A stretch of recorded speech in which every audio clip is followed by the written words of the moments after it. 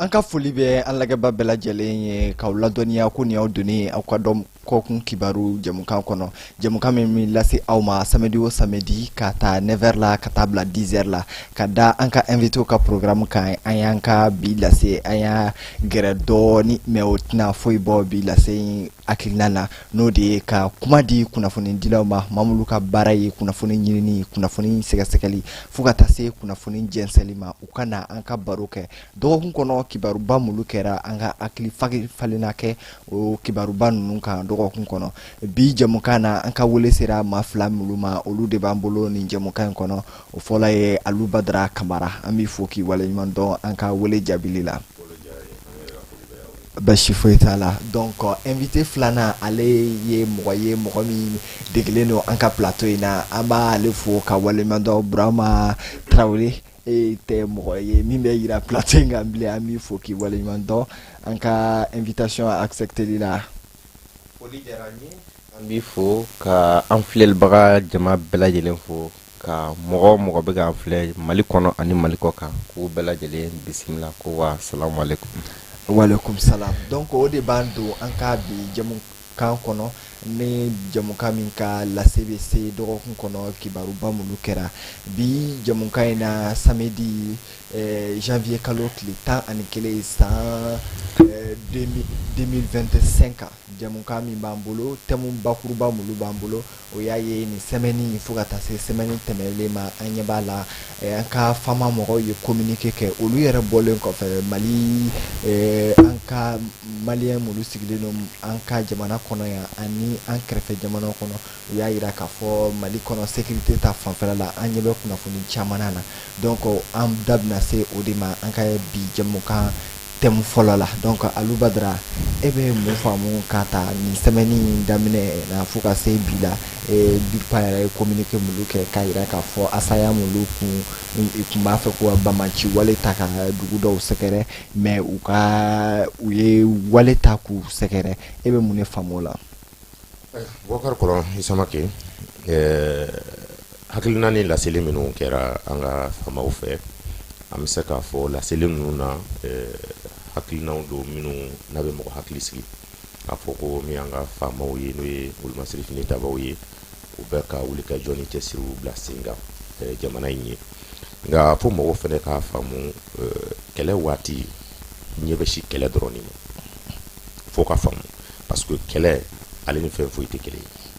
kɛlɛ i b'a ye k'a fɔ an ka jamana kuntigi kɔrɔ b'a fɔ mɔgɔ man deli ka kɛlɛ ye o de bɛ girin kɛlɛ kan o kuma in delila ka fɔ a delila k'o fɔ bari sabula n'i ye kɛlɛ fɔ kaban fɛn bɛɛ de b'a kɔnɔ fɛn bɛɛ b'a kɔnɔ i sigilen tɛ ni fɛn ye o de b'a kɔnɔ a dɔ ye jumɛn ye c'est à dire i bɛna maa ye yelen k'i fɛ bon olu nakun fana n'u ka hakilinaw de bɛ na dɔw ta ye kɛlɛ tɔnɔ ye dɔw ta ye an nakun ye hakilina wɛrɛw minnu bɛ jamana kɔnɔ wali kelen jamana ka sɔrɔ sirada minnu bɛ yen ni jamana yɛrɛ dɛsɛ b'olu la dɔw nakun ye o taabolo ye yaasa an bɛ se k'an ka tɔnɔ bɔ nka o bɛɛ bɛ munumunu mun da fɛ o ye kɛlɛ ye nka an bɛ min fɔ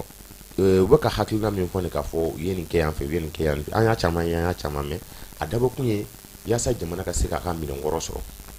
o de ka dara kɔnɔ fo mɔgɔw k'a dɔn k'a fɔ ni kɛlɛ bɛ yen kɛlɛ sɔgɔmada kelen daraka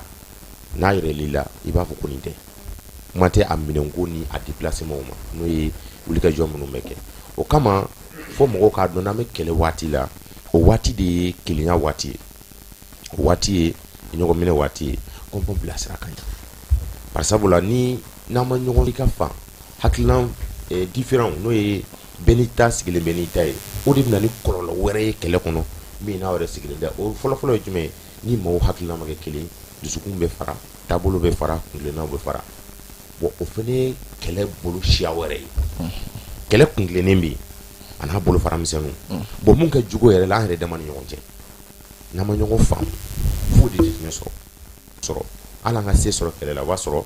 an bolo bɛ ɲɔgɔn bolo fɔlɔ an bɛnnen don a la fɔlɔ hakilinaw kɛlen bɛ ka ɲɔgɔn sɔrɔ o de kɔnɔna la ni hakilinaw ye ɲɔgɔn sɔrɔ an kan ka ɲɔgɔn dɛmɛ cogo di parce que kɛlɛ la kɔngɔ bɛ yen minɔgɔ bɛ yen sɛgɛn bɛ yen o de kɔnɔna la hakilinaw bɛ na ɲɔgɔn ye e Bubakari bɛ hakili to ne na ne bɛ hakili to Bubakari la adamadenya bɛ taa ten de an yɛrɛ dama yanni faamaw ka se ka tila kɛlɛ taabolo la o de ka dara kɔnɔ u ye nin kuma kɔrɔfɔ minnu fɔ ne fɛ fɛn dɔ min n'a bɛ maliden bɛɛ hakili sigi a b'an hakili sigi wa a b'a to fana an ka miiri fana an kan ka hakilina minnu kɛ barisabula n'i y'a mɛn bi ko jamana o ye minnu bɛɛ bi kɛlɛdanga ninnu na an ka sigi an bi ka kuma hakililatigɛ ni basigiw i ye kɔrɔfɔ min fɔ k'a fɔ u bɛ ka nin min fɔ nin ne hakilila y'a la mun ye o ye k'a fɔ a kɔrɔfɔ ninnu ka ɲi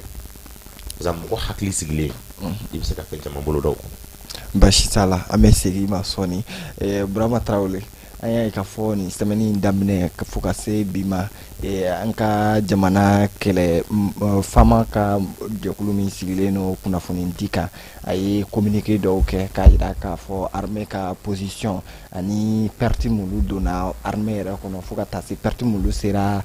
bamanci wale ninnu o jɛkuluw ma donc o communiqué sɔrɔli e fɛ ka se bi la e faamuyali jumɛn sɔrɔ ou bien information jumɛn b'e bolo o kɔfɛ. Ayiwa an bɛ segin ka foli kura kɔ yan ka di dali masa ma fɔlɔ fɛn min ye bibiya yira an na ka se ka permettre fɛnɛ an ka se ka na kuma an ka jamana kɔnɔ ka na kuma an ka jamana tɔgɔ la ka na kuma kɛrɛnkɛrɛnnenya la degun min bɛ bi bi in na n'a kɛlen don ka maliden bɛɛ lajɛlen an bɛna ko wuli k'a jɔ kosɛbɛ n'a kɛlen don ka maa caman bali sunɔgɔ la ni o de ye lakanabaliya ani lakana yɛrɛ a bɛ se ka sabati cogo min na an ka jamana kɔnɔna la hakilila k'a fɔ nin question in ye question d'actualité ye a bɛ ka ca ni san 13 walima san 14 ye bi sabula n'i y'a ta i k'a lajɛ kabini san 2012 ni 2012 kɔnɔna la ni nin kɛlɛjugu in cogora anw ka jamana kɔnɔ k'a ta o don na ka n'a bila bi la jamana ɲɛmaa caman tɛmɛna minnu y'u se kɛ n yɛrɛ tɔɲɔgɔnkɛ a datura la mun bɛ tali kɛ Aliyu Badara la a yira k'a fɔ général de la paix les soldats de la démocratie soldats de la paix n'o ye général Amadou Toumani Touré ale mun bɛ k'a fɔ a ye kɛlɛ caman kɛ jamana wɛrɛw la ka o se sɔrɔ k'o tɔgɔja sɔrɔ nka an y'a ye k'a fɔ Mali kɛlɛko in a kɛra sababu ye k'ale yɛrɛ kamana gan ni o kɛra sababu ye o fiɲɛ jugu yɛrɛ o m'ale to ale taara ale tɛmɛnen kɔfɛ san 2013 fe El Hadji Ibrahim Boubacar Keita fɛnɛ na jamana ɲɛmɔgɔya la ale nana ni kan mun ye danaya dara la mun kan o de ye nin ko kelen ye k'a yira k'a fɔ maa mun don kan kelentigi don maa mun don k'a fɔ sigikafɔ ani juguw ni ɲɔgɔn cɛ banbagaciw ni ɲɔgɔn cɛ walima maa minnu bɛ k'a fɔ u ka hakilina yɛrɛ ka jamana fara ka bagabagali walew ta ka ɲɛsin jamana kɔnɔdenw ma k'a na dankari kɛ o la maliyɛn 75% kɛmɛ sarada la 75 ka taa se 80 ma bɛɛ ye danaya d'a kan o ko kelen de la k'a fɔ c'est lui seul l'homme de la situation an y'a ye k'a fɔ k'a daminɛ san 2013 la ni mun ma fara kow kan foyi ma bɔ a la o kɛra sababu ye force étrangère a ka ca maa 20,000 minnu jiginna an ka jamana kɔnɔna la ni MINUSMA ta ka opération Servalu ta ka Barikanu ta ka Takubaw ta ka UNTM ta ni bɛɛ nana k'olu nana anw ka jamana bɔ bolo la k'olu nana anw ka jamana dɛmɛ kɛrɛnkɛrɛnnenya la ni kɛlɛ in na kɛlɛ mun bɛ hali n'a y'a sɔrɔ fan caman y'a jira k'a fɔ olu dɔw yɛrɛ ka kɛlɛ ɲininen don sabula Badara bɔra k'a fɔ a ka kuma kɔnɔna la kɛlɛ kun caman b'a dugumana na nka an tɛna don bɛɛ détail la an bɛ se ka kuma mun kan bi o ye de k'a fɔ kɛlɛ in a sɔrɔla cogo di an bɛ se ka kunbɛnna sɔrɔ a la cogo min na donc n'i y'a ta k'a lajɛ k'a daminɛ o san 2013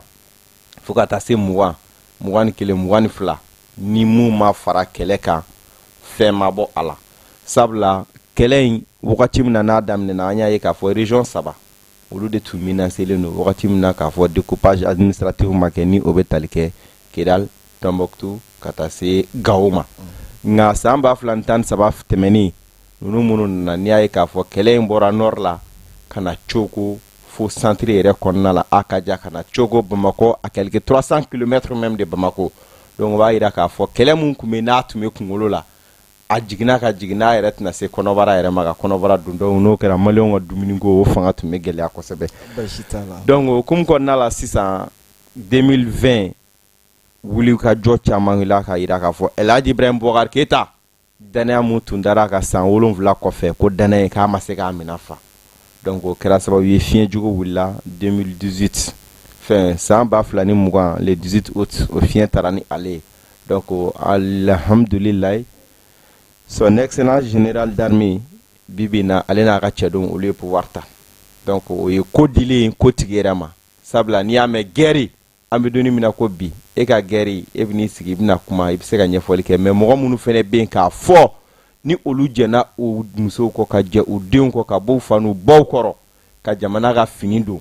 ka taga ko olu bɛ saya fisaya ni malo ye olu de bɛ sa jamana bɛ bɔ bolo la ni jamana ɲɛmaaya dira olu ma maliyɛn bɛɛ lajɛlen danaya sɔrɔ k'a fɔ bi bi in na kɔni ko tora kotigi yɛrɛ de bolo ko dira kotigi yɛrɛ de ma ordre tɛ n bolo commande tɛ n bolo kɛlɛkɛminɛn ma sa walima n banna ka kɛlɛ san o kɔni bɛna kɛ kuma wɛrɛ a ko kɔnɔna la donc an y'a ye k'a fɔ olu nana cogo jamana ɲɛmɔgɔya la kɛlɛ in fɛnɛ alhamdulillah u y'a ta o bolo fila la sabula u y'a ta bolo fila la jumɛn na n'i ye kɛlɛ in ko ta i k'a lajɛ an ye yɔrɔ fɛn o fɛn fɔ guerre fɛn fɛn tun bɛ yen k'a fɔ guerre kumaba kun don région fɛn fɛn tun bɛ yen u nalen k'a fɔ ko région in tun occupélen don ni banbagaci ninnu fɛ rebelles ka taa se terrorisme ma ala barika la alhamdulillah o sera ka région ninnu bɛɛ lajɛlen libéré an bɛ donni min na ko bi ka Mali segin a tigiya la donc mais o kɔfɛ ko yɛrɛ fanba ye jumɛn ye an y'a ye k'a fɔ guerre in kɔnɔna la kuma caman bɛ fɔ anw bɛ guerre mun na ko guerre asymétrique de don guerre min bɛ k'a fɔ jugu dɔw bɛ yen u dogorow dɔɔnin tɛ jugu dɔw bɛ yen olu yɛrɛ dorogelen don population civile la donc o dugu minnu bɛ yen k'a fɔ kɛrɛnkɛrɛnnenya ma olu yɛrɛ jugu dɔw bɛ taa tile walima u jatigi ye duguden dɔw ye o guerre banni Badara bɔra ka kuma in fɔ n bɛ se kuma kelen kan o bɛ ban cogo min na i b'o dɔn fo maliyɛn bɛɛ lajɛlen de k'a bila i kun na ka da n'a ye ka wuli n'a ye k'a fɔ ne ka jamana bɛ kɛlɛ la ne jɔyɔrɔ ye jumɛn ye k'an ka jamana bɔ ni kɛlɛ in kɔnɔna la ne kana se ka fara juguw kan k'an ka jamana ci ne kana fara juguw kan u ka sebaaya sɔrɔ n ka jamana la fo an maliyɛn den bɛɛ lajɛlen de k'a dɔn k'a fɔ o de y'an ka kɛwale wa o de kan ka kɛ an ka baara ye su ni tile sabula a fɔra ko la paix fɛn mun don dalafɔli tɛ mais kɛwale de don la paix n'est pas un mot mais plutôt un comportement donc du coup an ka bɔ dalafɔli in na sabula a dogolen tɛ mɔgɔ si la k'a fɔ a déclaré la k'a fɔ an bɛ kɛlɛ de la donc n'an bɛ kɛlɛ mun kɔnɔna la o tɛ se ka sɔrɔ fo an bɛɛ lajɛlen de k'a ɲɛsin ni o ye kɛlɛ sabula mon oncle i bɛ ko yɛrɛ problème dɔn bibi na an ka jamana kɔnɔna la c'est que très important i b'o dɔn an kan k'a jateminɛ k'a fɔ pour le développement pour l'émergence de notre pays an ka priorité yɛrɛ ye jumɛn ye même si an ka débat dɔn n'an y'a fɔ au Mali tout est prioritaire mais priorité kan ka kɛ jumɛn de ye bi an kan k'a ɲɛsin fɛn fɔlɔ jumɛn de ma ni o fɛn in sabatira k'o jɛya jamana bɛ bɔ bolo la jamana bɛ lafiya fo ke an k'o de dɔn ne hakili tɛ dɛ a kuma fɔra wa kuma fosi tɛ bon ne hakilina ye mun ye wa o ye mun ye fɛnɛ priorité ka priorité ye mun ye ne hakilina e hakilina Badara hakilina o ye sécurité de ne hakilina o ye sécurité donc priorité ye sécurité o sécurité mun filɛ nin ye n'an bɛ k'o kuma fɔ donc bi bi in na an bɛɛ kan ka fara ɲɔgɔn kan k'an bolo di ɲɔgɔn ma an ka se k'an ka golomasiri tabaw dɛmɛ sira o sira la sabula mɔgɔ caman bɛ yen bi n'i y'a fɔ ye k'a fɔ k'ale sini sɔgɔma ko kɛlɛ bɛ Mali la Bamakɔ kɔnɔna la olu ti d'a la. Basi t'a la i ka fɛn na i ka kuma lasigi la i ye fɛn dɔw fɔ k'a fɔ ko dira a tigi yɛrɛ ma sisan n'o ye u bɛ na tuma min na an b'a ye transition min na tuma min na n'olu tun bɛ transition in na olu tun ye colonels ye mais bibi in na général d'armée don certes mais ko dira a tigi ma an dun b'a ye yanni kɛlɛ in yɛrɛ bɛ na tuma min na 2012 ko tun b'a tigi dɔ de bolo o tun ye jamana caman kɛ mɔgɔw yɛrɛ ko an ma maliyɛnw aw tɛ kɛlɛ dɔn n'aw bɛ kɛlɛ dɔn a bɛ ka min demander aw t'o fɔ mais e bolo an tɛ ka taa o sira fɛ toujours parce que an bɛ kɛlɛ min na i da sera a ma tuguni an bɛ guerre min na fɔlɔ mɔgɔw tun bɛ guerre min kɛ soldat dɔ b'i jɔ yen fɛ dɔ b'i jɔ yen fɛ a bɛ ɲɔgɔn tirer an t'o guerre la bilen an bɛ guerre min na e ni acteur min yɛrɛ bɛ ɲɔgɔn na i t'u u sɔrɔ yɔrɔ dɔɔni hali ni dɔw sɔrɔ yɔrɔ dɔɔni no mais caman bɛ u bɛ déplacer u sɔrɔ yɔrɔ dɔɔni kelen tɛ n'i y'u gɛn yɔrɔ dɔ la u bɛ taa yɔrɔ dɔ la n'i y'u gɛn yɔrɔ dɔ la u bɛ taa yɔrɔ dɔ la puis encore u ɲɛdaw dɔɔni tɛ sɔgɔma e n'u bɛ se ka baro kɛ sufɛ u bɛ ɲɛda kura ta est ce que o guerre la anw bɛ ka tactique min kɛ o adapté len don est ce que anw bɛ ka politique min kɛ bibi in na Mali sécurité assurée la ka insécurité kɛlɛ ka bɔ Mali kɔnɔ est ce que o adapté len don an bɛ an bɛ tile min na bibi na. sisan i ye kɔrɔfɔ min fɔ ɲininkali diyara n ye. c'est-à-dire technique mun bɛ yen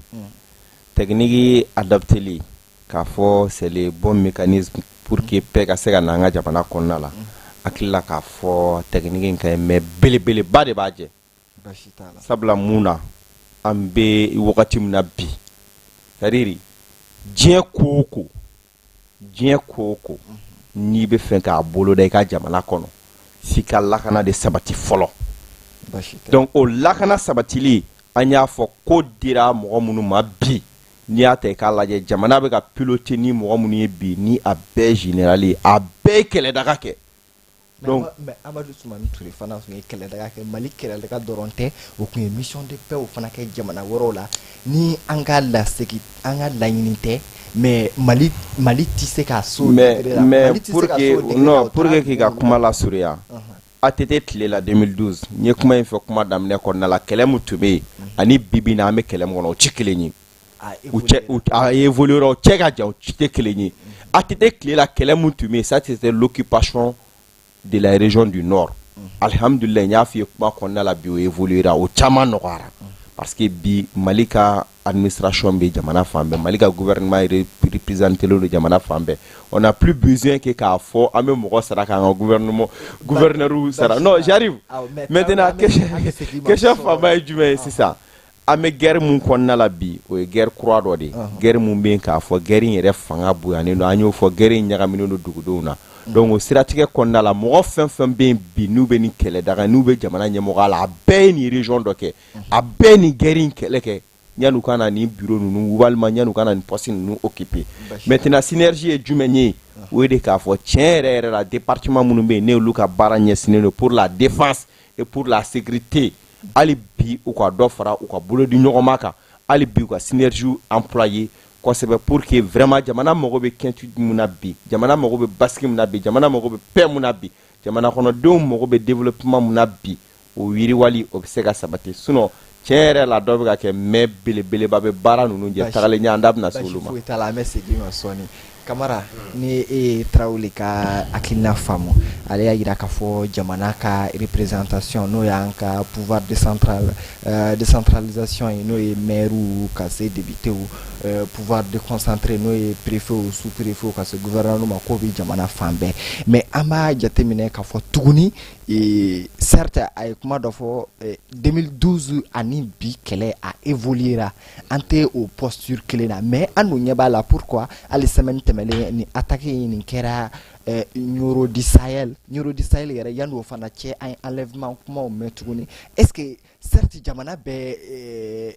ale bɛ ka min fɔ k'a bɛ région fan bɛɛ la hali ni dɔw bɛ k'an lagɛ olu b'a fɔ u t'anw ka région na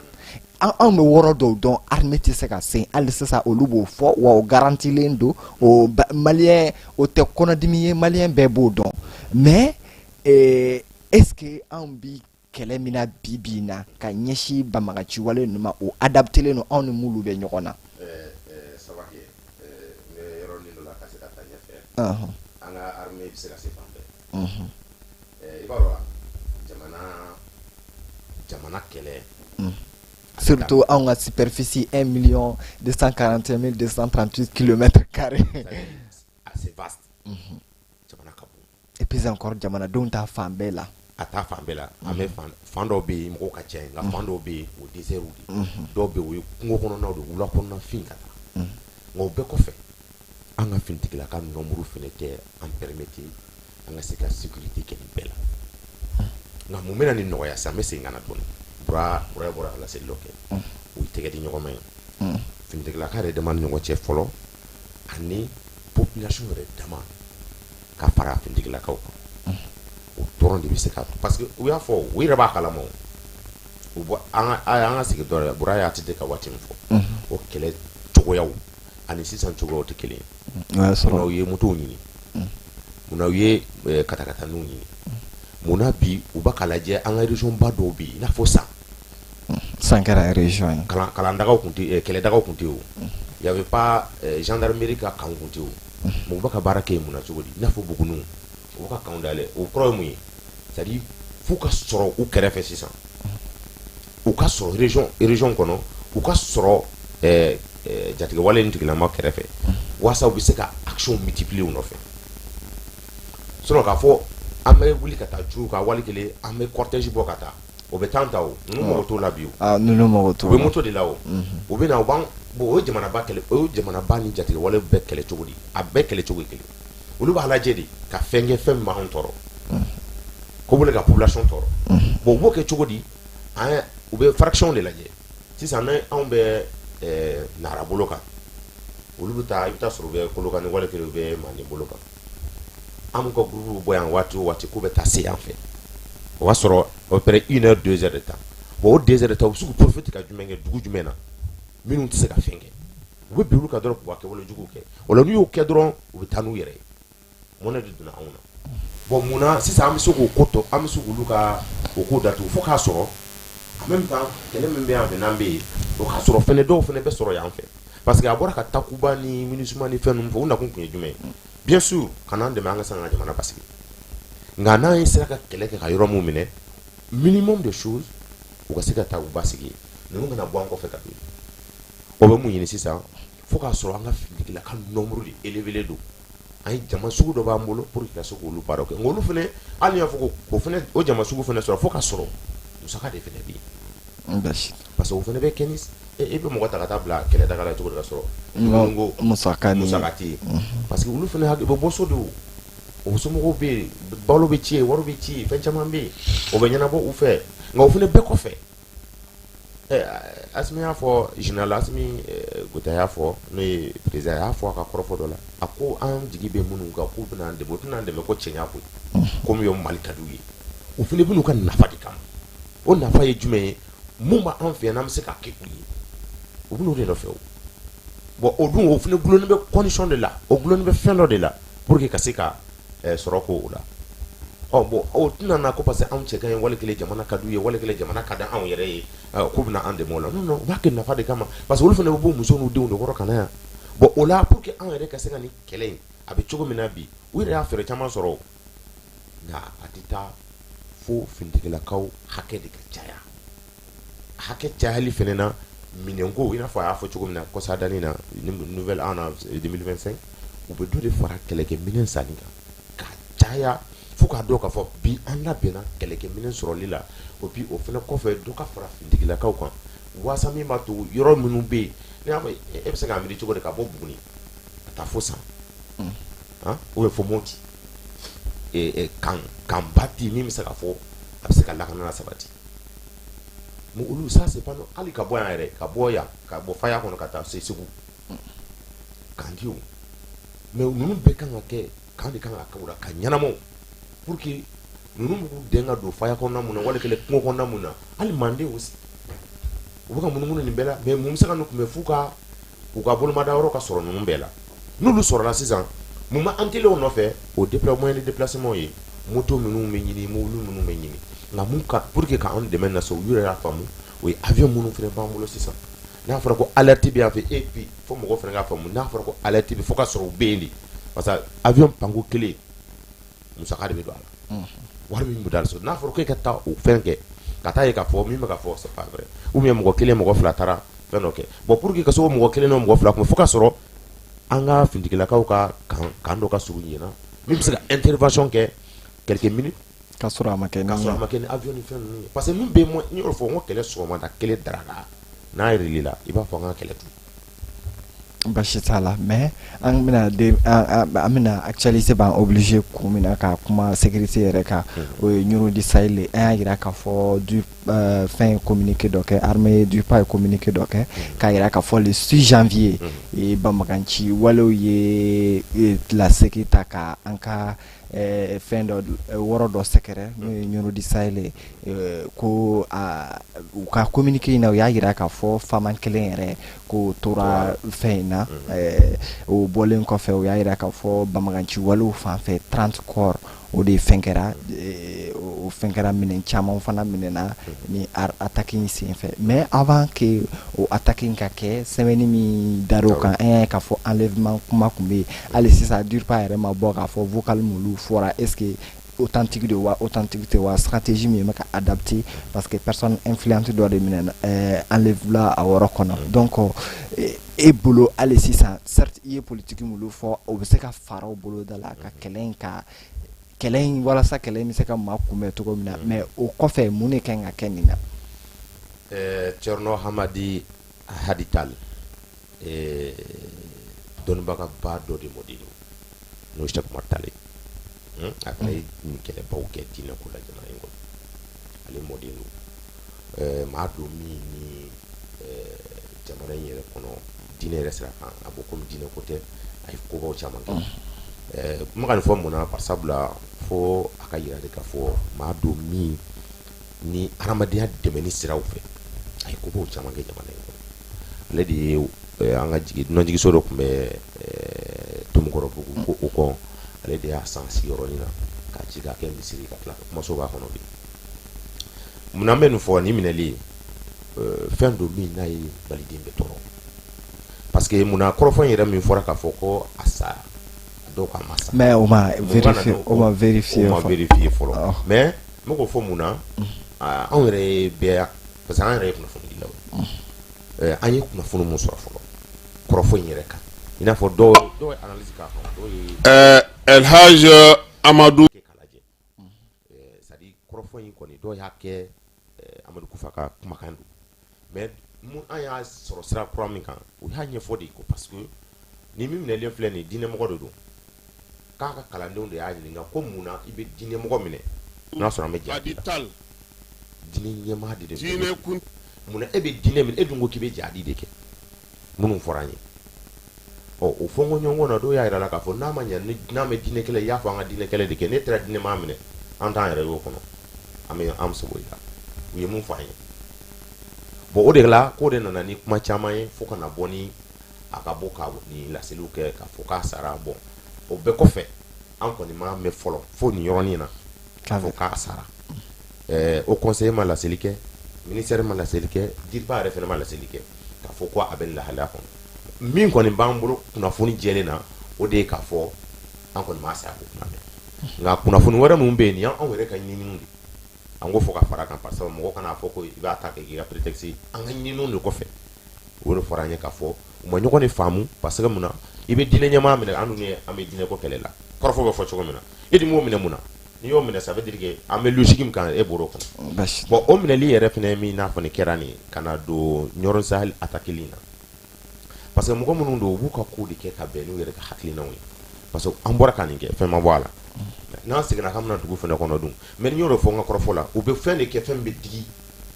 jamana na toujours fɛn bɛ mɔgɔ tɔɔrɔ fɛn bɛ mɔgɔ a ye nin minɛ sisan tout récemment nin ye badi kɔlɛ de b'a kɔ jama de b'a kɔ u y'o minɛ ka taa n'u ye fɛn ma b'o la n'an nana tuguni ka na an ka kɛwale jugu ta ka ɲɛsin o sigida kelen ma population b'a fɔ ko mais c'est la merde munna a tɛ ka fɛn kɛ nin ko in na u ye nin kɛ a ma bɔ la une semaine juste u bɛna o sigida fana tuguni ka na kɛ ko wɛrɛ fana kɛ yen o tuma mun ko b'o kɔnɔ an ka faamaw bɛ min o kɛ kun ye ka population de bila fintigilakaw la parce que u b'a dɔn min Mali kɔnɔ yan an malidenw sɔnnen don an ka fintigilakaw wa an kɛn bɛ k'an tɛgɛ d'u ma yaasa min b'a to u bɛ se ka dankari maaw la maa minnu bɛ ka na nin basigibaliya ye an ka jamana kɔnɔ nka an b'a kɛ cogo de k'u fara o hakilinaw de don bon fan fana k'o de faamu an ye fɛn dunan ye n'an m'a faamu an ka sigida kɔnɔ i fɛn yɛlɛ ko yɛlɛ kɛ n'an m'a faamu an ka bɔ ka laseli k'a la an m'an yɛrɛ yira a ye taa fɔ ni lahala bɛ nin yɔrɔ in na parce que munna u b'a fɔ ko maa kulo lasɔmi ni suba ye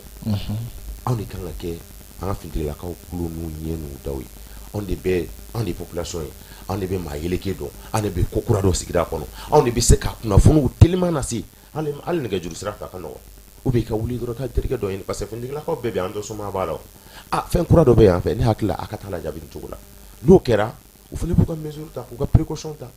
hali alerte minnu bɛ di dans le centre c'est-à-dire Ɲono Masina ka taa Bangasi mara ninnu na k'a fɔ ko fintigilakaw bɛ ka munumunu yan fɛ u bɛ ka taa yan fɛ u bɛ ka taa yan fɛ fɔ kun ye mun ye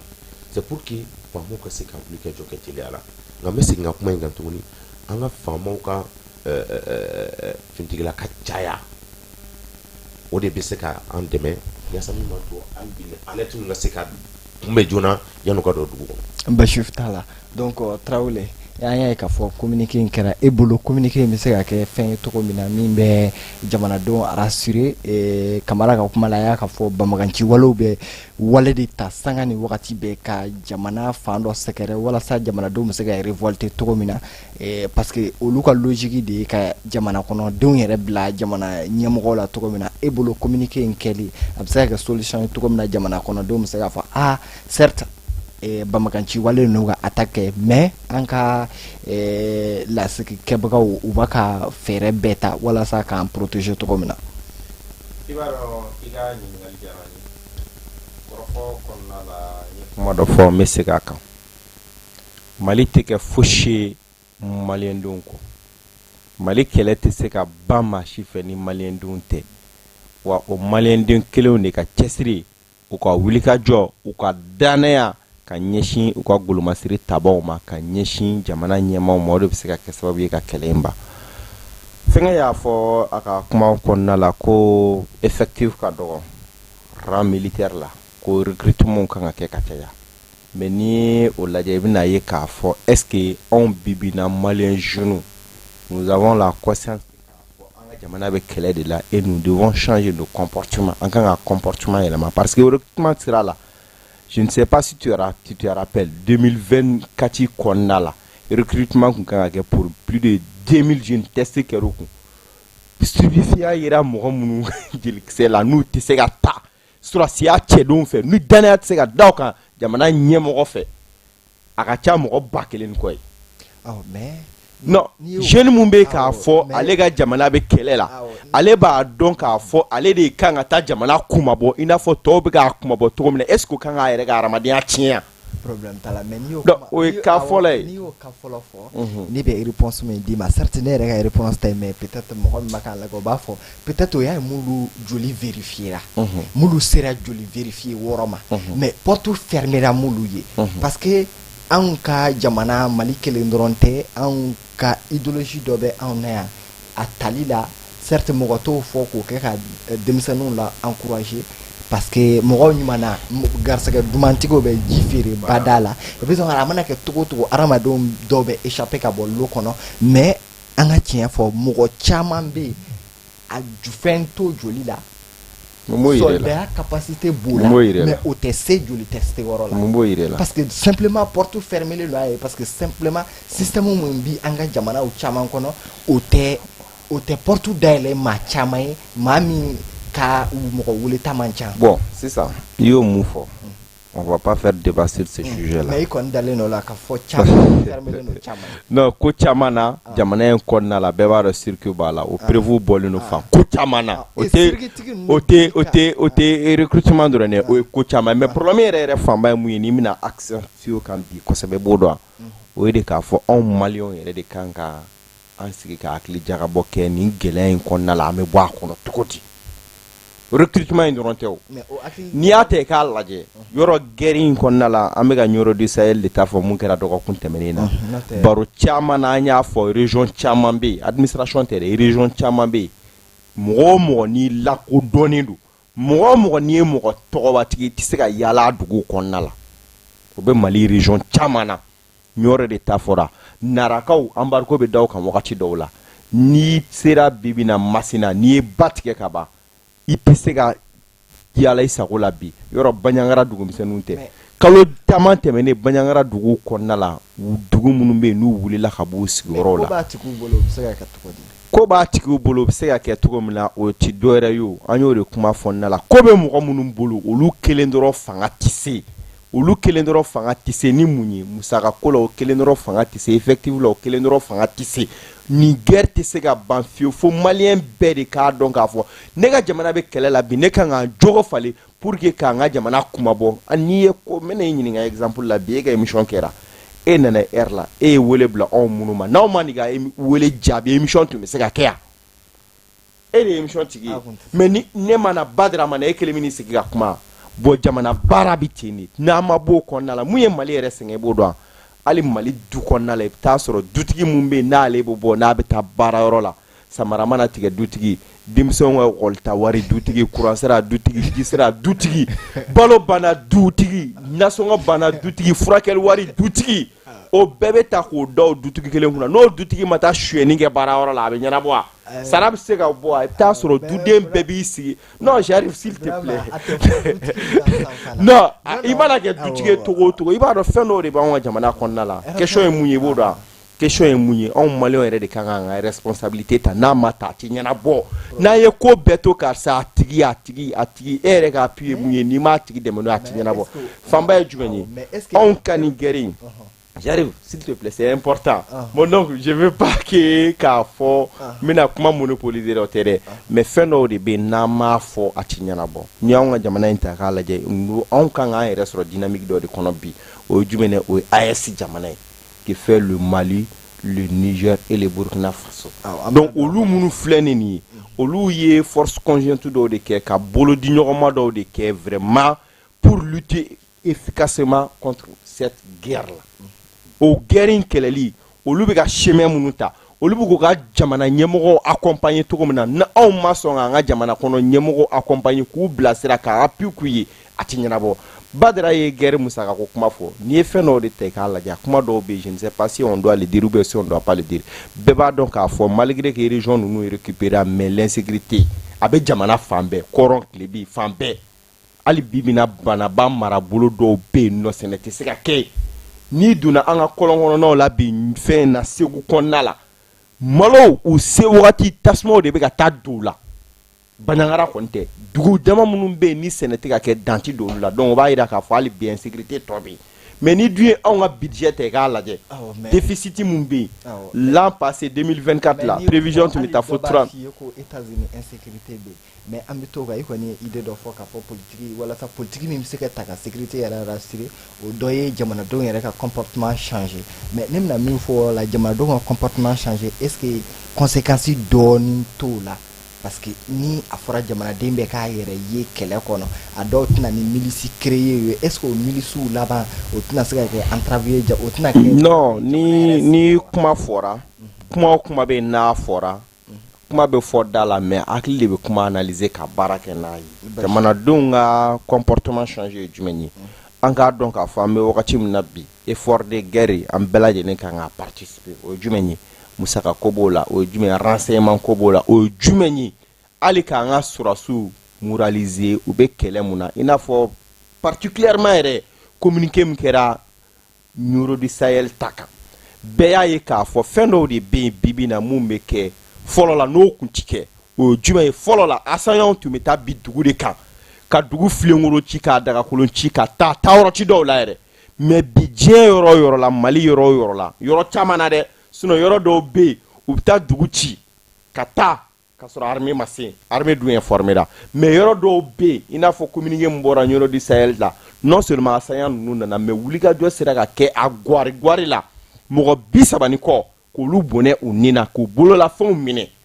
donc o ye tarɛ bi armée bɛ ka exploit mun kɛ mais dugu caman fɛnɛ bɛ yen an kana dogo k'a fɔ cɛnni yɛrɛ la bingali wale mɔgɔw bɛ taa tiɲɛni kɛ o dugu ninnu kɔnɔna la ka fɛngɛ ninnu kɔnɔna la ka sɔrɔ wulikajɔ ma se ka sabati k'u kɛlɛ donc an b'a ɲini Numéro du Sahel ta kɛra cogo min na vraiment olu ka kɛ sinon attaque terroriste ninnu filɛ Badara y'a fɔ kuma kɔnɔna la u tɛna k'a fɔ k'olu bɛna sebaaya sɔrɔ armée kan koyi olu bɛna de ka na panique créer ka na terreur semer jamana kɔnɔdenw dusukun na k'a jira k'a fɔ tiɲɛ yɛrɛ la ɲɛmɔgɔ minnu b'aw kunna o tɛ se k'aw lakana donc n'o kɛra u sago bɛ sɔrɔ donc pour que ka kuma résumer dɔrɔn an ka da k'a fɔ an ka ɲɛmɔgɔw bɛ ka baara mun kɛ bi o baara in u bɛ dɔ la mais pour que k'a dafa anw yɛrɛ de kan ka o dafa an ka danaya da o kan sabula k'a fɔ olu de sɔnna ka fini don olu de sɔnna ka u nin di ka anw ni kisi bi n'i y'a ye e ni ne fila an bɛna sigi bi ka kuma c'est que dɔw de bɛ su ni tile ye kɛlɛ kɔnɔna la mais effort de guerre ye jumɛn ye an y'a ye k'a fɔ ɲina an ka budget armée de défense yɛrɛ ta fanfɛla la dɔ bɔra a la Badara dun y'a fɔ a ka kuma na guerre musaka ka ca san tɔw la budget kun luelen don ministère de la défense la ɲina dɔ bɔra la est-ce que dɔ t'a fɔ ko peut-être o mago bɛ vérification na parce que an y'a ye ɲina budget kɛra cogo min na mais don nataw la ni wagati y'an permettre peut-être an bɛna kuma budget kan mais mɔgɔ caman y'a yira k'a fɔ ɲina budget a augmentera kosɛbɛ yɛrɛ hali fɛ armée ta fan na mais peut-être non minnu y'a yira défense ta fɛn fanfɛla la kɔni dɔ bɔra la ni dɔ fara la ministère dɔw ka budget kan mais ministère de la défense dɔ bɔr'o la yɔrɔ État yɛrɛ ka budget prévisionnel dɔ bɔr'o la donc ni dɔ bɔr'o la wajibi dɔ bɛ bɔ tɔw ta la. la don nataw la an bɛ vérification k'o kan o la an bɛ débat sigi o kan mais o de b'an don an ka thème filanan kɔnɔ parce que wagati bɛ ka taa. fɔlɔ banna.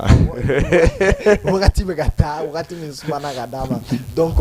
Badara an b'a ye k'a fɔ nin semaine daminɛ na ka se tɛnɛn ma an y'a ye k'a fɔ Ghana o changement kɛra o exécutif la. Président kura nana a tɛ se k'a fɔ président kura parce que a tun bɛ fanga la ka taa 2012 la ka taa bila 2017 la mais jamanadenw y'u ka fɛn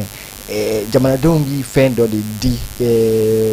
fɛn an b'a fɔ confiance dɔ de da mɔgɔ dɔ kan k'a sigi fanga la donc ni élection nana o confiance de b'a to jamanadenw bɛ se k'a fɔ an b'i fɛ an t'i fɛ 2017 u kun y'a yira k'a fɔ u b'a fɛ a ka taa sisan u y'a lasegin tuguni an y'a ye k'a fɔ jamana kura in ka jamana ɲɛmɔgɔ kura in ka sigili la a ye wele lase an kɛrɛfɛ a ye wele lase maa dɔw ma m'olu ni jamana min tun bɛ fanga la mun ni olu ka position tɛ taa n'an b'a fɔ o ye Burkina président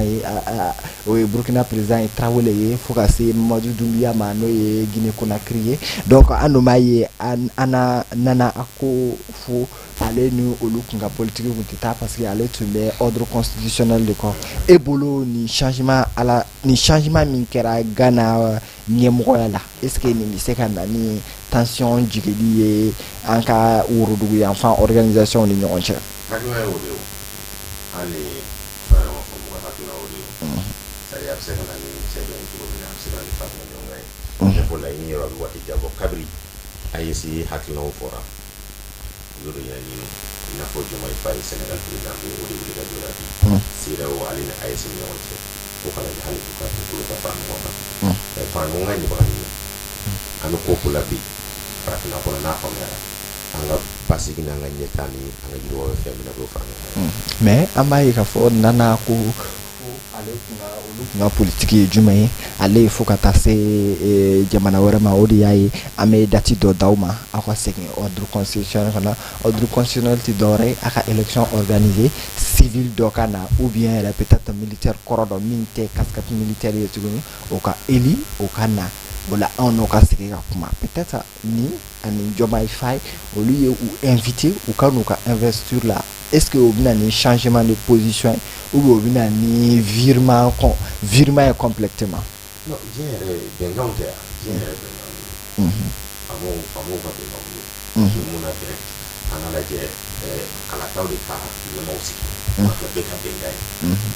n'o kɛra bɛɛ ka bɛnkan ye kalataw ka sigi an ka jɛ ka baaraw kɛ ɲɔgɔn fɛ kalataw ka ɲɛmaw sigi an ka bɛn kelen ma yaasa min ma kɛ ɲɛtaa ka se ka sabati n'o kɔrɔfɔ fɔra ni ko wɛrɛ nana y'o kɔnɔ olu ka kɛlɛ fɔlɔ bɛ kɛ jumɛn ye o de an ye min fɔ an ka sigi o de kɔnɔ o ça c'est logique olu kɔrɔfɔ ninnu bon ne kɔni tɛ olu kɔni don ba la m'a dɔn ça c'est logique ne kɔni bolo parce que n'o y'a sɔrɔ an ka jamana tun b'a sira kan ale ko a kɛlɛ kɛ bere bɛ k'a ye mais c'est logique o an yɛrɛ ka jamana parce que bɛnkanw bɛ jamanaw bon a kana kɛ i b'a fɔ an ta k'a kɔnɔ bi ko an b'o o ko ninnu kɛlɛ non o tɛ kɛlɛ kɛ olu logique mais maintenant an bɛ taa ye an ta ye mun ye an b'an ɲɛsin o ye ni nali a bɛ se ka na ni yɛlɛma ye a nali a bɛ se ka kɛ nali yɛlɛma nka a fɔ an ka fɛn dɔ bila an kunna an mɛnna o la wuli fɛn caman nɔfɛ ka sɔrɔ an t'a fo awɔ yanni n ta ka se a bɛ taa sɔrɔ k'a kɛra o bɔ ma nana wa farafin nana a bɛna ko fɛnɛ farafin nana a y'a fɔ fara ye finma ye nka jeli min b'ale la ale y'o dɔn ale b'a ka jamana de kunna ale t'a ka jamana bila maa si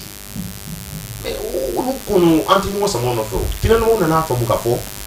nin ka américain ka jugu an ni américain bila o la mali baara k'a ka jamana de o ne nana mali kunna ou bien e nana mali kunna sisan an dɔw ka kɛ an bɔra Ghana ou bien an bɔra Ghana ka na sigi yan an ka kɛ yan mais e n'an ka mɛn yan bila yen yan o tɛ se ka kɛ o parce que yani ya fɛn bɛɛ de bɛ yani danaya de kan o jaabi kan e kan o bonya masegin kɔ parce que a bɛ fɔ mali mun na ko n'i bɛ don mali i b'a sɛbɛn ne mali la ko bonya bi n'i bɛ kɛ ba dɔn ko bonya masegin kan ka kɛ n'est-ce pas o ni mɔgɔw ka bonya bɛ ka danaya de kan k'e bila a kunna e ka baara fɔlɔ bɛ kɛ bolo danaya min dɛrɛ ka kun kama i b'o de exécuter. Très bien. Peut-être aléatoire wɛrɛw bɛ se ka. An b'a dɔn k'a fɔ difficulté caman bɛ Ghana yɛrɛ n'o ye inflation ni fɛn wɛrɛw ye mais an bɛ se k'a fɔ est-ce que ale ka position in k'a jira k'a fɔ ani bɛɛ bɛ sigi ka kuma hali minnu bɛ régime transitoire kɔnɔ minnu bɛ régime d'exception kɔnɔ ani bɛɛ bɛ sigi ka kuma est-ce que o tɛ n'an ko an b'a fɛn kɛ o tɛ rendez-vous dɔ nalen un peu trop tard parce que an ɲɛ b'a la an ka jamanaw kɔni y'u ka position jira ka ban u tɛ CEDEAO ko la bilen u mago tɛ wagati la bilen k'u bɛ réfléchir u bɛ bɔli siɲɛ kelen de kɔ ale ka nin position est-ce que nin tɛ rendez-vous dɔ ye min nana un peu trop tard. Trop tard vaut mieux que jamais. Ok, Badji. Ça dit pas non. Ou ka hakilina bɛ déjà. An bɛ fɔlɔ. Bon kɔrɔ tɛ. Mais est-ce que hakilina dɔrɔn non an b'a fɛ ka bɔ tɛ est-ce que an bɔra an ka bɔra. Bon kɔrɔ tɛ k'an tɛ jɛ o. Basi t'a la. Ayi kɔrɔ tɛ k'an tɛ jɛ o. An dun kan ka jɛ yɛrɛ. An dun kan ka jɛ de fɛnɛ parce que an intérêt de lier don ɲɔgɔn na. An bɔra k'an ka furu sigi. An tɛna o kɛlɛ o. A fana kana an kɛlɛ. Bɛɛ b'a ka intérêt de kan o. Parce que ni jamana saba tɛ ka dili ɲɔgɔn ma bi a ye min ɲa an dɔw tɛ se ka ye k'a to yan mais olu ɲɛ b'a la a bɛ ka min ɲa. Farafin dɔ kɛra ala tɛ tɛmɛ 1 mois ka min na kan. Mouvement conjointin de y'a kɛ ɲɔgɔn fɛ Mali Burkina Niger wa a wolola ɲɛmaaba dɔw fagali la nin dɔw minɛli la mais o G5 Sahel tun bɛ yan o sera k'o kɛ yan. Plusieurs années u sera k'a kɛ yan. E hakili b'u ka attaque dun wale kɛ u ka mouvement jumɛn ko sera ka na. Awɔ. Jamana in kɔnɔ. A ma nɔgɔn k'i ye. Mais o la c'est ne fɛ u ka ɲɔgɔn faamu quoi. Ni nalen min filɛ a bɛ se ka na ni yɛlɛma ye. Bon na ni ko n'a bɛna se ka yɛlɛma de a bɛ se ka na n'a ye hakilina minnu tiɲɛ don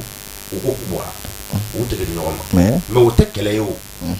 O ɲɛ b'u ka intérêt de la. Mais a yɛrɛ b'a la jugu intérêt min bɛ yen a n'a tɔn minnu bɛ yen a bɛ se ka lié ɲɔgɔn na cogo di pour que an ka se ka taa ɲɛ. An ka baara kɛ. Parce que an tɛ se ka taa ka ɲɔgɔn to cogo si la. Jamana bɛ yan Mali Burkina Côte d'Ivoire Sénégal Niger Tchad Togo Benin olu bɛɛ de lié don ɲɔgɔn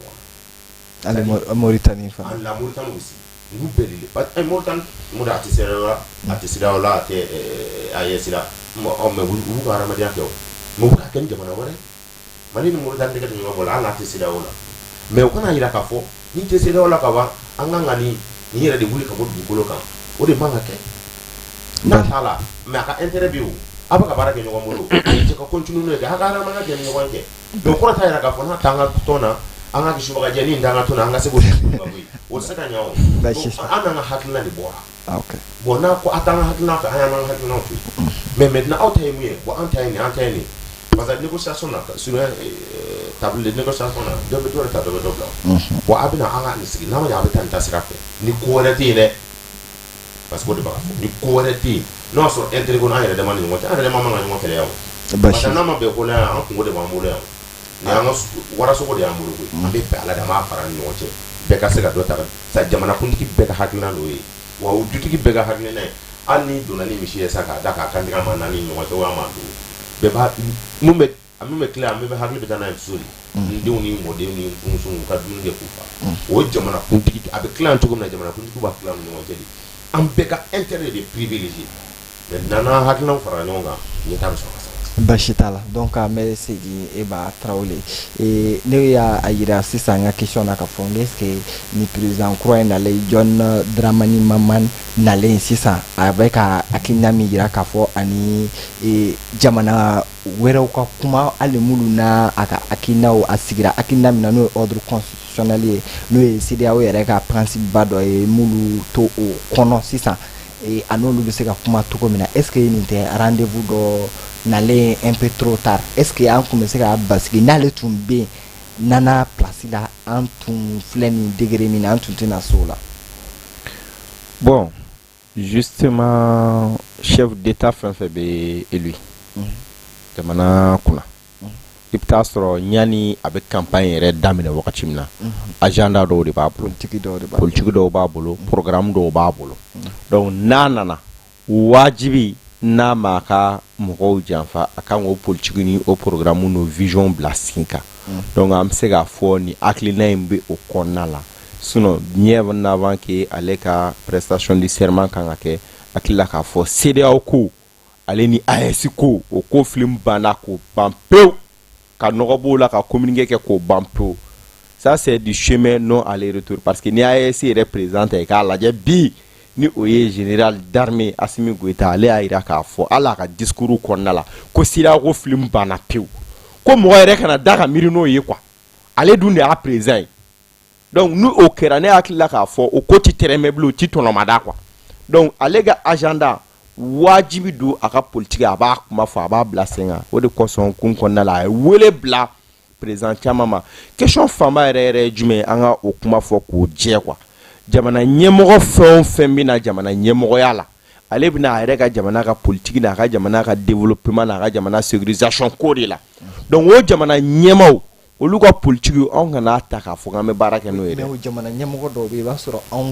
olu bi jamana dɔw kɛrɛnkɛrɛnnenya ka jamana dɔw k'u axe olu kan ni minnu bɛ baara kɛ u ka baara taabolo o dakadenw fila bɛɛ la an bɛ exemple ta bibi in na komi Mali yɛrɛ partenaire stratégique o ye IRIS jamana caman jamana kɔnɔ den caman kɔnɔ ko ye IRIS ye donc n'i ye IRIS ta peut-être ale kɛlen don ka jamana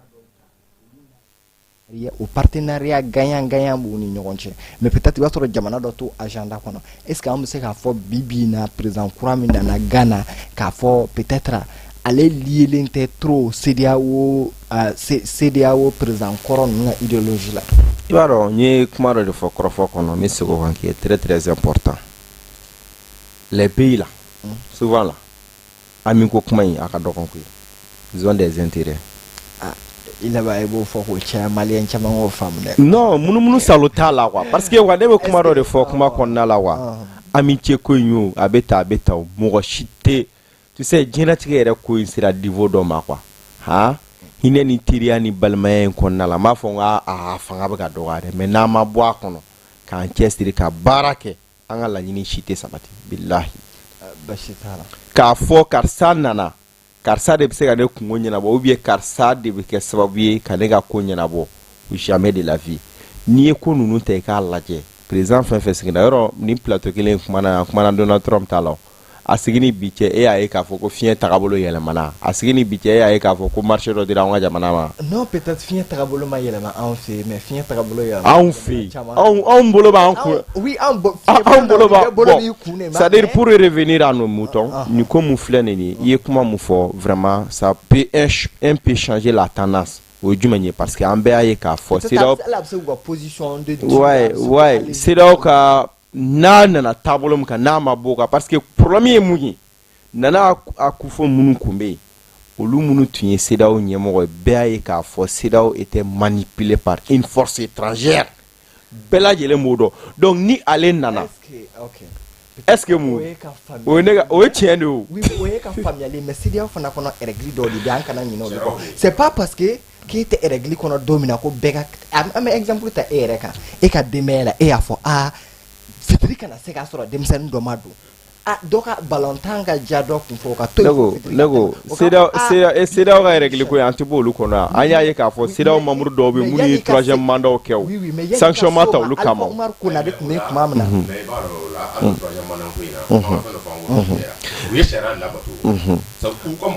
donc ni an nana n'o ye CEDEAO ye embargo min da Niger kan a b'u ka texte la u ye embargo mu imposé Niger kunna hali furati don a bɛ CEDEAO ka texte kɔnɔ vous savez le problème c'est quoi texte kɔnɔna la texte ye texte de la loi c'est la loi nul n'est au-dessus de la loi i b'a dɔn i ka loi texte kelen min ka ban une fois qu'il y a violé ka ban tu ne peux plus parler de la loi an ka bloc b'o la loi également kana ɲina fana ko awɔ mais an kana ɲina ko fana ko sariya ye fɛn dɔ ye adamadenw de b'a ta ni sariya n'a ka insuffisance yira kuma dɔ la o mɔgɔ kelenw de bɛ fara ɲɔgɔn kan peut-être o wagati embargo sɛbɛnlen tɛ mais ni jamana ɲɛmɔgɔw y'a ye olu minnu bɛ yen olu ɲɛ b'a la embargo de ye nin solution ye o bi vote de kɛ non ne m'a fɔ ko embargo tɛ solution ye dɛ mais non ne m'a fɔ ko embargo ye an ka fɛn kelen faamu an maliyɛnw ka fɛn kelen faamu hali sisan c'est pas parce que charia damandinen na ko charia ka ɲi ka changer immédiatement ka ne sago ta la question n'est pas ça koyi ne ko kuma de kɔnɔna la e yɛrɛ bolo i yɛrɛ kelen ni texte minnu sɛbɛn i jija a application n'a batoli ka k'i ma wajibi ye i ka émotion kama walima dɔ ɲangini kama kana taa fɛn sugu dɔw ta hali CEDEAO qui proposition kɛ k'a fɔ qu'ils vont intervenir militairement au Niger u bɛ CEDEAO texte dɔ kɔnɔ i b'a dɔn question ye kuma dɔ de ye quoi an ka bɔ olu kɔnɔna la pewu ni e ye texte mun kɛ i bɛ ka baara kɛ ni texte min ye n'i y'a kelen violer ka ban texte ko dara kɛrɛfɛ quoi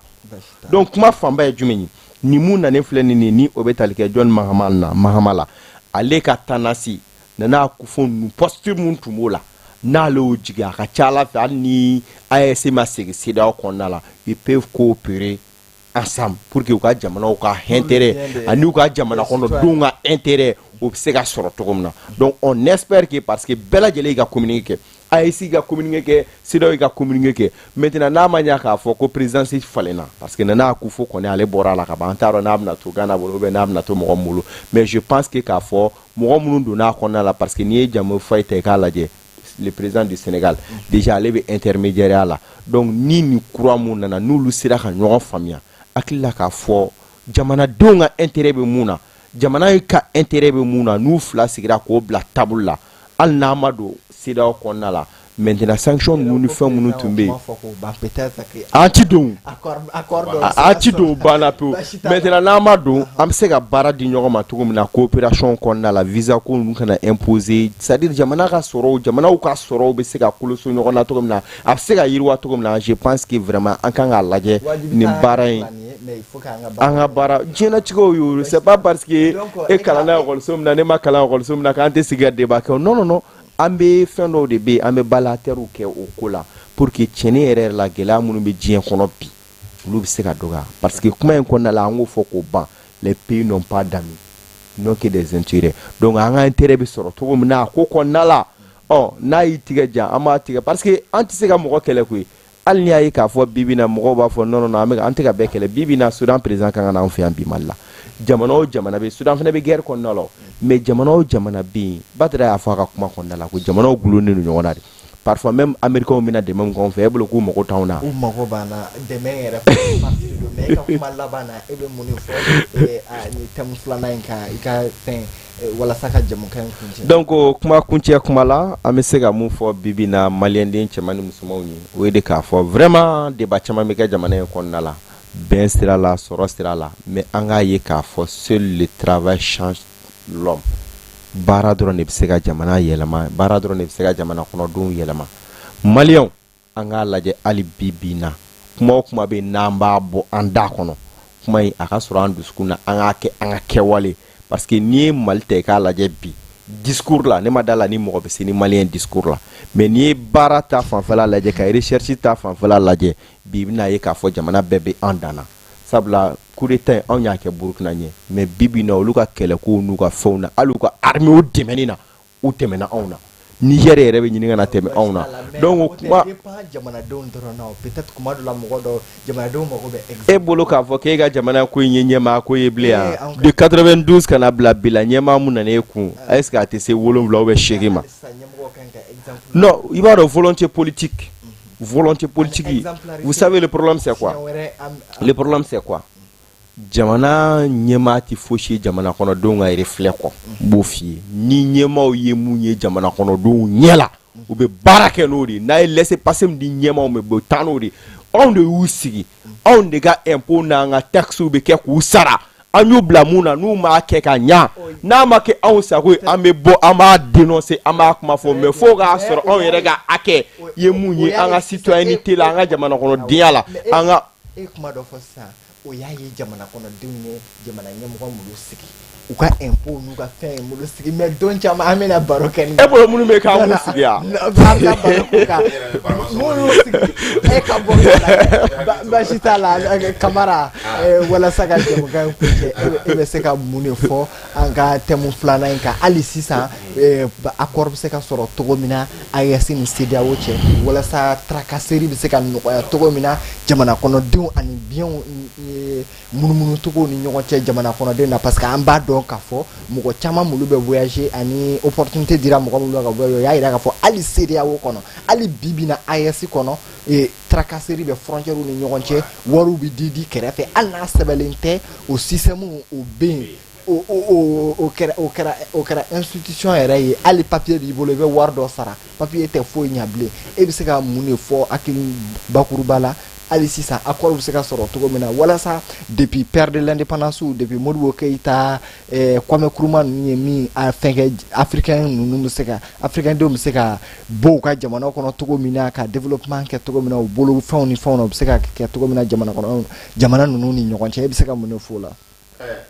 Ya o kɔrɔ fɔ ye hali an ka bɛn o kɔrɔ c'est à dire an ka bɛn ya bɔra k'a fɔ bon hali sini darina sini ko ta y'a fɔ an m'an sigi mɔgɔ si tɛna ka jamana bila k'a bɛna an fɛ yan k'a bɛna an dɛmɛ an ka kɛlɛ in na k'a sɔrɔ a ka nafa t'a la ou bien an ka nafa b'an ka nafa de makaran ko parce que an ka jamana cɛ ou bien jamana kɔnɔdenw se ka kɛ o tɛ se ka kɛ minnu ka nafa de kama bon o nafa in fɛnɛ de an de tɛna se k'an yɛrɛ fɛnɛ minɛ ka d'u ma ko parce que u bɛna an ka jamana de kɔnɔ anw fana kan ka nafa de an jɔ an ka hakilina de ye k'an jɔ n'an ka hakɛ ye yaasa ka se ka an ka jamana kɔnɔ fɛnɛ denw bɛ se ka nafa sɔrɔ cogo min na i bɔra k'a fɔ cogo min na Mali ni Ghana ni Burkina ninnu ɲɔgɔn cɛ Sudan kɔrɔw sari mansa minnu tun bɛ wali kelen marabaga minnu tɛmɛna cɛ bɛ ni kan bɛ ɲɔgɔn cɛ hali sini ni maliyɛn taara Ghana i n'a fɔ maliden minnu bɛ yen n'u bɛ ka fɔ an ɲɛna olu ko hali sini ni maliyɛn donna Ghana n'i donna k'e ye maliyɛn ye bonya ni karama de bɛ bɔ i ye komi tɛ bi ko ye dɛ a tɛ kɛ yɛrɛ kama dɛ kunun min kɛra o kɔrɔ bɛ mun yira o b'a yira k'a fɔ ni CEDEAO ni AES ka kɛlɛ ne tɛ k'a ye minɛn kɔnɔ minɛn min n'an b'a bila an yɛrɛ b'a fɔ tension wayi parce que fɔnkɔɲɔgɔnko don quoi mais sugujɛ don c'est à dire an bɛnna ko dɔ de kan o bɛ yen o ko wɛrɛ nana bɔ o kɔnɔ o fɛnɛ bɛ yen o ko wɛrɛ min bɔra o kɔnɔ kɛkun fɛnɛ b'a la parce que wale kile ko cogoya de nana n'o ye bon o de ko de bɛ analyse sisan ka fara ɲɔgɔn kan ninnu nana kun jumɛn kama an ka nin sariya in bɛ yen mun y'a to u nana nin na an bɛ se ka fɛɛrɛ jumɛn sɔrɔ a la o de ye ko in taabolo nin ka to a ka hakɛ la nin fɛnɛ ka to a ka hakɛ la nin min bɛ yen n'o nana ni ko in ye an bɛ fɛɛrɛ jumɛn sɔrɔ o la an yɛrɛ bɛɛ n'an fara ɲɔgɔn kan sisan an bɛ bɔra jumɛn sɔrɔ n'a bila baara de kan ka kɛ n'o ye waati min na a ye sigi CEDEAO ni ɲɔgɔn cɛ parce que anw tɛna se ka taga ɲɔgɔn fɛ cogo si la minnu y'a gɛlɛya an fɛ a bɛ gɛlɛya u bolo i n'a fɔ a bɛ gɛlɛya an yɛrɛ bolo cogo min na i n'a fɔ kɔrɔlen la wariko ni fɛn minnu kɛra i fɛn caman tiɲɛna o a tiɲɛna yan fɛ a tiɲɛna yan fɛ an de kɔni b'an ta dɔn parce que bi m'an bila kɛlɛ in kɔnɔ an mɛnna gɛlɛya bɛ yan tɔɔrɔ bɛ yan gɛlɛya bɛ yan dɛ il faut le dire gɛlɛya bɛ yan tɔɔrɔ bɛ yan bon an de b'an ta dɔn sinon a tiɲɛna fan wɛrɛ fɛ dɛ wa diɲɛ yɛrɛ b'o cogo kelen na a y'a fɔ cogo min na dɛ intérêt de dɛ an b'a jɔ ka ɲɛsin o de ma an ka hakɛ fana bɛ se ka dabatɔ cogo min na basi foyi t'a la an bɛ halisa an b'o de kɛ ka bi jɛmukan kuncɛ k'a fɔ hali sisan an ka fara ɲɔgɔn kan jamana kɔnɔmɔgɔw ka fara jamana kɔnɔdenw ka fara ɲɔgɔn kan jamanaw ka fara ɲɔgɔn kan pour que citoyens bɛ se ka lafiya cogo min na bi jɛmukan ni ne bɛ dan segi a la an b'a fɔ aw kan bɛn dɔgɔkun wɛrɛ jɛmukan lasera aw ma aw balimakɛ Bubakari Kɔlɔn Samake fɛ régie la an ka chef Keba Jalo de tun bɛ yen an b'a fɔ aw kan bɛn dɔgɔkun wɛrɛ